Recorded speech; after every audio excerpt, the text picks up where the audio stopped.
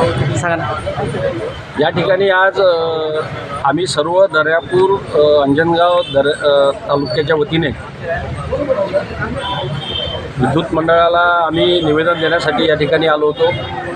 या ठिकाणी अनेक जबरदस्तीनं स्मार्ट मीटर बसवण्यात येत आहे आणि अनेक लोकांचे तक्रारी ह्या आमच्यापर्यंत पोचल्या. या तक्रारींच्या दखल घेऊन आज उपविभागीय अभियंता यांना आम्ही आज निवेदन दिलं की तुम्ही कुठल्याही प्रकारे स्मार्ट मीटरची सक्ती करू शकत नाही आणि ज्या ठिकाणी स्मार्ट मीटर बसवले असतील त्या ठिकाणी तुम्ही चेक मीटर केंद्र सरकारच्या आदेशानुसार बसवले का. परंतु या दर्यापूरमध्ये असं जाणवलं की त्यांनी एकाही ठिकाणी चेक मीटर बसवलेलं नाही, म्हणजे कायद्याचं उल्लंघन करून जबरदस्तीनं स्मार्ट मीटर बसवण्याचा घाट या MSCB बोर्डाकडून चालू आहे आणि तो घाट बंद करण्यासाठी या ठिकाणी सर्व शिवसैनिक सुधाकर भाऊच्या नेतृत्वात आम्ही या ठिकाणी एकत्र झालो, त्यांना निवेदन दिलं. जर यानंतरसुद्धा जर हाच प्रकार चालू राहिला तर भाऊनं सांगितल्याप्रमाणे या ठिकाणी एक मोठं आंदोलन या दर्यापूरमध्ये छेडण्यात येईल. ही विनंती वजा त्यांना ताकीद द्यायसाठी आम्ही या ठिकाणी आज सर्व शिवसैनिक जमा झाले.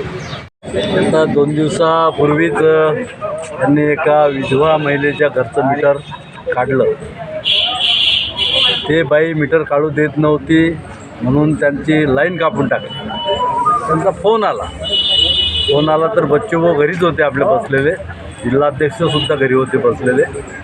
तिथून मग बच्चूभाऊंनी यांच्याशी वार्तालाप केला. यांनी जेव्हा जी त्यांची प्रोसेस त्यांनी केली होती ती परत ती लाईन जोडून दिली.